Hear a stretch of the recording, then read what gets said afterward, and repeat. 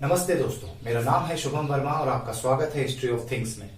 जैसा कि आप लोग जानते हैं, हमने पिछले हमारे वीडियो में जिक्र किया था पाकिस्तान के इतिहास पर।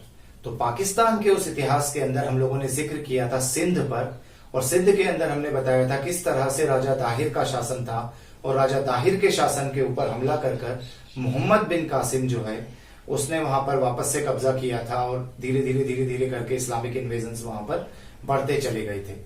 तो इस तरह से पाकिस्तान के सिंध प्रांत का हमने आपको इतिहास बताया था कि सिंध के अंदर किस तरह से सदियों से हिंदुओं का शासन चला आ रहा था, लेकिन एक अरबी विदेशी लुटेरे के कारण वो शासन छिन गया। आज हम लोग जो बात करने वाले हैं वो पाकिस्तान का एक दूसरा शहर, जी हाँ, दूसरा बड़ा शहर जिसका नाम है रावलपिंडी। आप सभी ने इसका नाम सुना होगा। ये आर्मी का भी सेंटर है पाकिस्तान की, इस्लामाबाद के भी पास है। और जो तक्षशिला यूनिवर्सिटी जिसकी हम बात करते हैं, जो कि भगवान श्री राम के भाई जो थे भरत, उनके बेटे तक्ष के नाम पर थी, वो तक्षशिला यूनिवर्सिटी भी इसी रावलपिंडी के दायरे में आती है, इसी के पास आती है।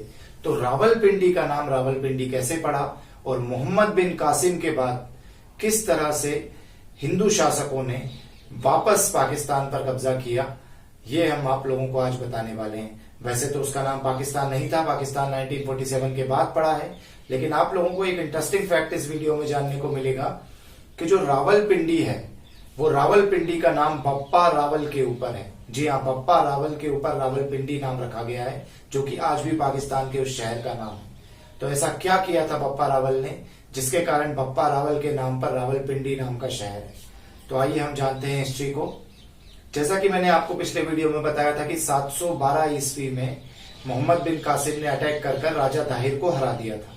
तो राजा दाहिर के हारने के बाद सारी जगह पर उसने मंदिर तोड़े, बलात्कार किए, औरतों को उठाया, बौद्धों के धर्म स्थल तोड़े, और बहुत सारी यूनिवर्सिटीज, स्कूल और बहुत सी चीजें जो वहां पर थी सभी समाप्त कर दी।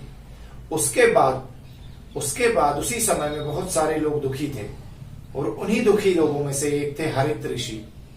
हरित ऋषि जो थे वो घूमते फिरते साधुओं की तरह थे। जिस तरह से चाणक्य हैं, जिस तरह से कई सारे हमारे राम तीर्थ हैं स्वामी, उसी तरह से हरित ऋषि हुआ करते थे। वो उस पूरे एरिया में भ्रमण करते थे और भगवान शिव के परम भक्त थे। नाथ संप्रदाय के हरित ऋषि ने वहां पर देखा जो इसने बर्बादी करी मोहम्मद बिन कासिम ने, और उसके बाद उन्हें समझ में आया कि मोहम्मद बिन कासिम यहाँ नहीं रुकेगा, ये आगे बढ़ेगा। तो आज यदि आप मैप देखेंगे राजस्थान का, तो राजस्थान से सिंध लगा हुआ है पाकिस्तान का। तो वो पूरा एरिया सिंध कहलाता था, जो जैसलमेर और ये सारा है एरिया है, उसके जस्ट उस साइड ही सिंध है। तो यदि सिंध पर कब्जा हो गया था तो इसका मतलब सीधा था कि अब इस्लामिक फोर्सेस जो हैं अरब की, वो यहाँ पर अटैक करेंगी। तो हरित ऋषि यहाँ पर आए और घूमने लगे, और कई सारे गांवों में जाकर लोगों को जगाने लगे कि तुम्हारे यहाँ ऐसा होने वाला है, कुछ करना पड़ेगा, इससे बचने के लिए कुछ करना पड़ेगा। उस समय चित्तौड़ और आसपास का जो रीजन था, उस रीजन में आप लोग यदि देखेंगे तो मोरी किंगडम का राज था। जी हाँ, मोरी जो शब्द है वो अंग्रेजों ने लिखा है, लेकिन असल में ये मौर्य किंगडम है। और मोरी किंगडम में उस समय जो राजा हुआ करते थे उनका नाम था मनु राजा। तो मनु राजा जो थे मौर्य किंगडम के, वो मनु राजा असल में अंतिम राजा कहलाते हैं, क्योंकि उन राजा का कोई भी संतान नहीं थी, और वो राजा भी मुस्लिम इन्वेडर से बहुत परेशान थे कि मैं कैसे बचूं। तो वो भी हरित ऋषि से मिले, और हरित ऋषि ने उनको बताया कि आप चिंता मत करो, मैं आपके लिए फौज लाऊंगा। तो हरित ऋषि रास्ते में ही जा रहे थे, तभी उन्हें एक बालक, एक युवा दिखाई दिया जो भीलों को इकट्ठा कर रहा था, और बहुत सारे युवाओं को इकट्ठा कर जंग की तैयारी कर रहा था जीतने के लिए, जिसके माता पिता एक युद्ध के अंदर उनका अंतकाल हो गया था। और जो कहा ऐसा जाता है हिस्टोरियंस के मुताबिक कि वो जो राजा, वो जो लड़का था, वो जो युवा था जिसके माता पिता की मौत हो गई थी, वो उसकी जो डायनेस्टी थी वो थी गोहिल्ला डायनेस्टी। तो गोहिल्ला डायनेस्टी का वो 9th डिसेंडेंट कहा जाता है, यदि हम इतिहासकारों की माने। उसका नाम था बप्पा रावल। तो बप्पा रावल वहां पर लोगों को मोटिवेट कर रहा था। तो ये बिल्कुल वैसी ही कहानी है जैसे चंद्रगुप्त मौर्य को खेलते हुए चाणक्य ने पहचाना था, उसी तरह से यहाँ पर बप्पा रावल को देखकर ही पहली नजर में हरित ऋषि पहचान गए कि यही वो व्यक्ति है जो आजाद करवा सकता है सिंध को। तो उन्होंने उसको बुलाया, और उसके बाद उसे धीरे धीरे तैयार करना शुरू किया। उसको भगवान शिव की दीक्षा दी, और शैव सिद्धांत में उसको परिपक्व बनाया, और नाथ संप्रदाय के अंदर उसको शैव सिद्धांत सिखाया गया। तो शिव जी का भक्त बनने के बाद उसको जो दीक्षा देना, इनिशिएशन करने का काम हुआ, उसके बाद उसे तैयार किया। अच्छा खासा हट्टा कट्टा 6.5-7 फुट का लंबा, और उसकी जो बल था वो अद्भुत था।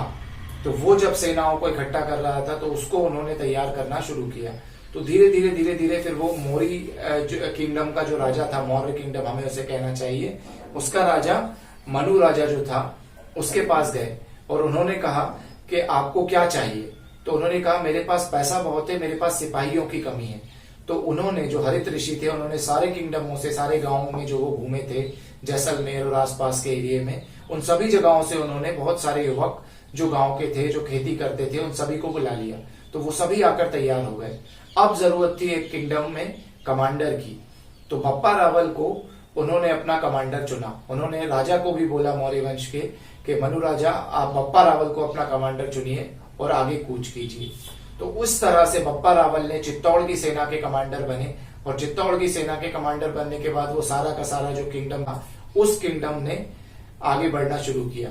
तो जब वो आगे बढ़ना शुरू करे, उसी समय वहां से भी अटैक होना शुरू हो गया। जैसा कि मैंने आपको बताया था कि मोहम्मद बिन कासिम को वो जो राजा दाहिर की बेटियां थी उन्हीं ने मरवा दिया था। तो उसके बाद वहां से जो अटैक होना शुरू करा, तो वो अटैक जो था वो सलीम नाम का एक व्यक्ति था। वो सलीम नाम का व्यक्ति वहां पर सेनापति था। जिस तरह से सिकंदर जब चला गया था तो वो कुछ लोगों को वहां पर छोड़कर चला गया था, जो सेल्यूलस निकेटर वगैरह, जो कि उसके सेनापति थे। इसी तरह से सलीम जो था वो अरबियों का सेनापति वहां पर था। तो सलीम ने 1 लाख लोगों की फौज, जो ट्रेन्ड वॉरियर्स थे अरब के, उनके साथ वहां पर हमला किया। तो जब हमला हुआ तो बप्पा रावल की जो फौज थी उसमें बप्पा रावल कमांडर थे, मोटिवेटर थे, लेकिन बप्पा रावल की फौज में सभी के सभी नौसिखिए थे, सभी के सभी पहली बार हथियार चला रहे थे। लेकिन इसके बाद भी बप्पा रावल की मोटिवेशन के कारण, और चूंकि वो लोग अपनी मातृभूमि की रक्षा के लिए लड़ रहे थे और उनके पास इसके बाद कोई और विकल्प नहीं था, क्योंकि उन्होंने देखा था सिंध के अंदर के किस तरह से औरतों की इज्जत लूटी गई, किस तरह से मंदिर बर्बाद हुए। तो उन्होंने कहा ये अंतिम फैसला है, और यदि हम हारते हैं तो भारत के अंदर ये अरबी विदेशी लुटेरे घुस जाएंगे। तो बप्पा रावल के नेतृत्व में यहाँ की सेना पूरी की पूरी सलीम की सेना पर टूट पड़ी, और इस तरह से टूट पड़ी कि सलीम की सेना पूरी तरह से लड़खड़ा गई। हजारों में लोग गाजर मूली की तरह काट डाले गए, और अंत में बप्पा रावल ने सारा का सारा साम्राज्य जीत लिया। उसके बाद हालत ये हो गई कि सलीम के पास सिर्फ चंद सैनिक बचे, और उसने समझौते के लिए अपना हाथ आगे बढ़ाया। तो बप्पा रावल ने बोला समझौता मैं नहीं करूंगा, हरित ऋषि करेंगे। तो हरित ऋषि ने उस समय उनसे आकर बोला कि हम तुमसे यदि समझौता कर भी लें, उसके बाद भी तुम्हारा भरोसा नहीं है, क्योंकि तुम लोग हर बार अटैक करते हो। तो उसके बाद उन्होंने कहा, समझौते की एक शर्त रखी, और शर्त ये थी कि जो सलीम है वो अपनी बेटी को भी साथ में लेकर आया था कि उसकी बेटी की शादी बप्पा रावल के साथ करी जाएगी।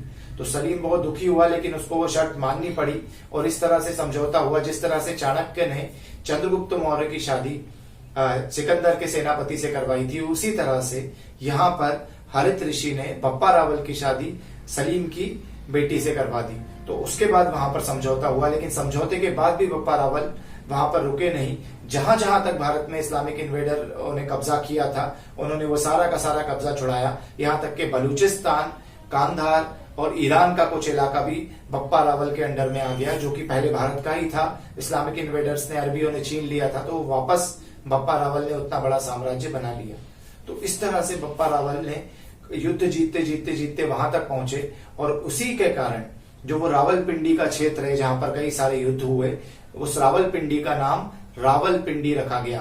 तो पंजाब में पिंड मतलब गांव होता है, तो रावल जो है वो बप्पा रावल का नाम है, तो रावलपिंडी मतलब रावल का गांव। तो उस तरह से वो पूरा का पूरा एरिया प्रसिद्ध हुआ। और जी हाँ, यही वह बप्पा रावल हैं जिन्होंने वापस आने के बाद मेवाड़ साम्राज्य की स्थापना की। क्योंकि जो राजा थे, जैसा कि मैं आपको बता चुका हूं, मनु राजा, वो जो मनु राजा थे, वो मनु राजा असल में उनकी कोई संतान नहीं थी। तो उन्होंने इस विजय के बाद बप्पा रावल को चित्तौड़ का सेनापति, चित्तौड़ का राज्य दे दिया और चित्तौड़ का राजा बना दिया। तो चित्तौड़ का राजा बनने के बाद वहां से मेवाड़ वंश की शुरुआत हुई। और आप जानते हैं इसी वंश के अंदर राणा सांगा, महाराणा प्रताप, महाराणा रतन सिंह और महान रानी पद्मावती हुई, जिनके ऊपर अभी मूवी भी बनी थी। तो जितना भी आप राजपुताना के किंगडम की वीर शौर्य गाथाएं सुनते हैं, उनमें से बहुत सारी गाथाएं सिर्फ इस एक मेवाड़ राजवंश की है।